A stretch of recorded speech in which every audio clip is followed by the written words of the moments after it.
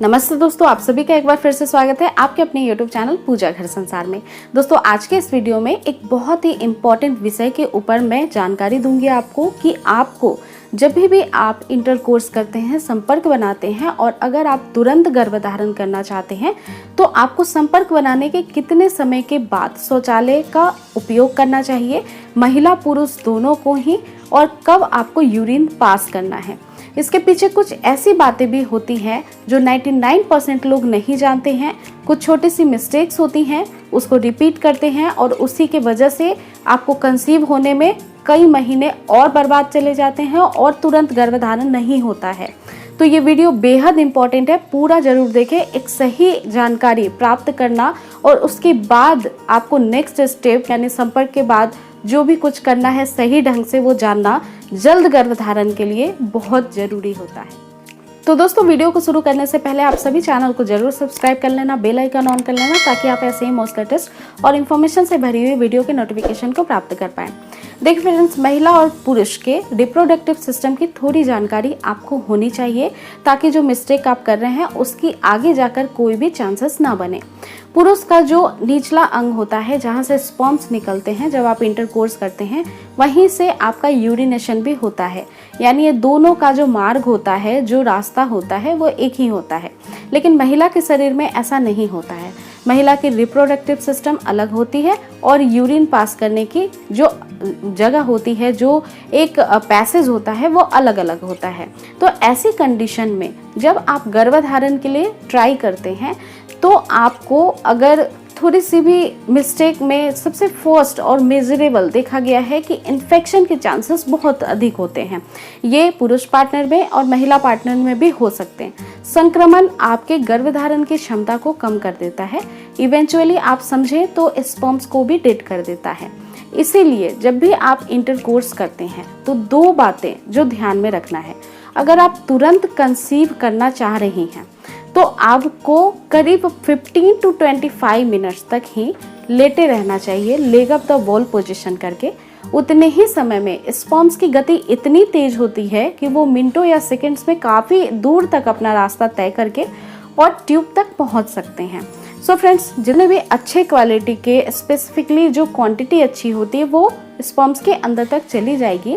और ऐसा इसलिए क्योंकि क्या होता है फ्रेंड्स कि जो आपका रिप्रोडक्टिव सिस्टम होता है, जहाँ पे आपका वजाइना है, जिसको हम मेन पार्ट ऑफ आपके फर्टिलिटी की समझते हैं, यानी जो इंटरकोर्स होता है वो वजाइना के रास्ते से ही फिर अंदर की तरफ जाता है। तो जो वजाइना है, यहाँ पे बहुत सारे बैक्टीरिया होते हैं जो कि कुछ गुड क्वालिटी के होते हैं, कुछ बैड क्वालिटी के भी होते हैं। लेकिन अगर आप 15 to 25 मिनट से ज़्यादा लेट के रहती हैं तो जब आप इंटरकोर्स करते हैं तो ये बैड क्वालिटी ऑफ बैक्टीरिया भी अंदर की ओर चले जाते हैं। और अगर बहुत देर तक आप लेट के रहते हैं तो ये और अंदर की ओर जाने का चांस होता है, जिससे कि महिला को यूटीआई इन्फेक्शन हो सकता है। इसमें महिला को बहुत दिक्कत हो सकती है, दर्द, पीड़ा, असहनीय, बहुत सारे ऐसे कॉम्प्लिकेशन होने लग जाते हैं। सो फ्रेंड्स, यूटीआई इन्फेक्शन एक मेन रीजन होता है कंसीव ना होने देने का, जो इंटरकोर्स में की गई गलती की वजह से हो सकता है।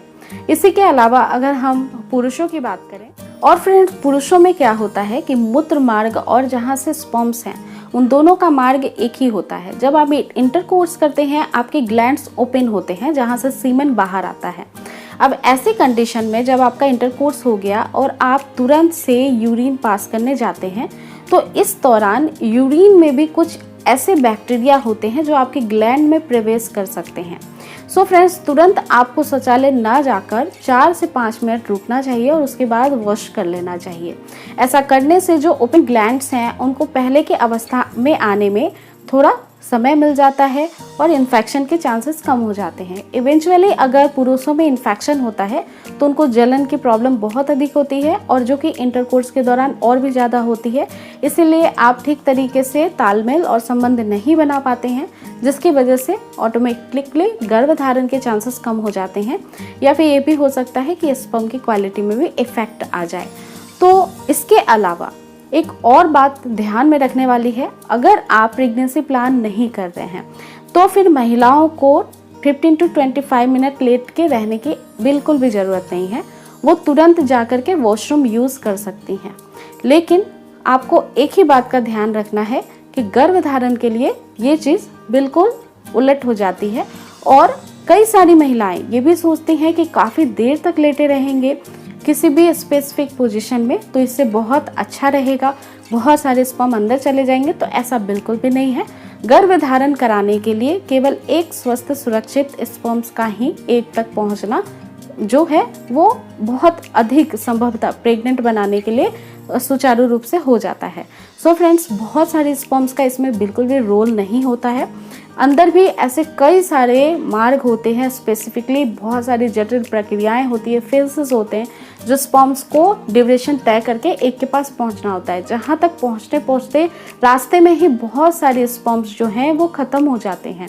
बट एक ही स्पर्म्स अगर बहुत अच्छा है क्वालिटी और उसका बहुत अच्छा गुण है तो वो एक तक पहुंच जाएगा। इसके बारे में बिल्कुल भी चिंता या परेशान होने की आपको ज़रूरत नहीं है। तो स्पेसिफिकली अब आप समझ गए होंगे कि गर्भधारण के कंडीशन में यूरिनेशन के लिए कब जाना है। गर्भधारण नहीं कर रहे हैं तो इन्फेक्शन से बचने के लिए महिला और पुरुष दोनों को ही कौन सा रास्ता अपनाना है। हाइजीन मेंटेन करना बेहद इंपॉर्टेंट है ड्यूरिंग प्रेगनेंसी भी, प्रेगनेंसी प्लान करते वक्त भी, ताकि बच्चे में भी जाकर कोई भी कमी ना हो, कोई भी कॉम्प्लिकेशन या फिर कोई भी ऐसी परेशानी ना हो जाए कि उसके लिए भी ये बहुत ज़्यादा रिस्की हो जाए। दोस्तों, उम्मीद करती हूँ आपके सारे प्रश्नों का जवाब आपको मिल चुका है। अगर स्पेसिफिकली फिर भी आपकी कोई भी क्वेरी है या फिर कुछ भी आप पर्सनल चीज़ें पूछना चाहते हैं, ड्यूरिंग प्रेगनेंसी प्लान करते वक्त कोई भी दिक्कत आ रही है या फिर स्पेसिफिकली कोई टॉपिक के ऊपर आप वीडियो चाहते हैं, तो आप मुझे कमेंट सेक्शन में लिख सकते हैं या फिर मेरे पूजा घर संसार इंस्टाग्राम के आईडी पे जाके फॉलो कर सकते हैं। वहाँ पे आपके लिए बहुत अच्छी अच्छी जानकारियाँ आती रहती हैं डाइट्स के रिलेटेड, नेचुरल प्रेगनेंसी कंसीव करने के ऊपर। सो वहाँ पे भी मुझे फॉलो करना बिल्कुल ना भूलें और लाइक शेयर सब्सक्राइब चैनल को ज़रूर कर लें। तो इसी उम्मीद के साथ इस वीडियो को मैं यहीं पे एंड करती हूँ। ज़रूर मिलूंगी नेक्स्ट वीडियो में जल्दी एक नई टॉपिक के साथ। तब तक रखिए अपना पूरा ध्यान दोस्तों, खुश रहिए, स्वस्थ रहिए। टेक केयर गाइज, नमस्कार।